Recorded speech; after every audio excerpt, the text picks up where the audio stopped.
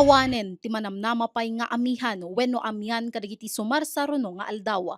Daytoy ket kalpasan ti nagbalin a deklarasyon ti Philippine Atmospheric, Geophysical and Astronomical Services Administration wenno pag-asa idi kalman. Tapos ng panahon ng amihan, papasok na tayo sa panahon ng tag-init or dry season sa Pilipinas.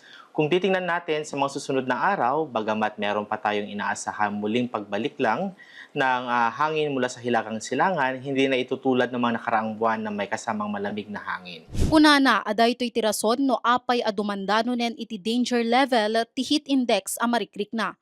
Malaksid iti daytoy, ti tugegaraw ket napalikawkawan ti bambantayan manipod iti Sierra Madre ken paset iti Cordillera.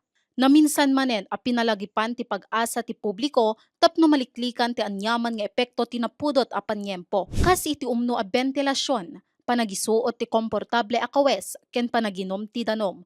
Posible pay ngamin nga ad-addapay ang umato ti heat index temperature a marikna iti bulan ti Abril agingga Hunyo. Doon lang kami sa lilim, nagtatago, ganun. Maghanap ng presko na pwede yung paglinunan, ganun. Okay, epekto talaga. Masakit sa ulo. Kailangan magsalamin sa masakit sa mata. Pag-uwi, parang stress. Ganun.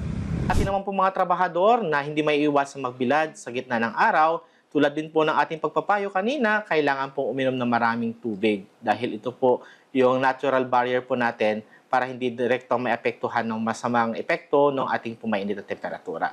Nika Jane Ganoy, Balitang Solid North.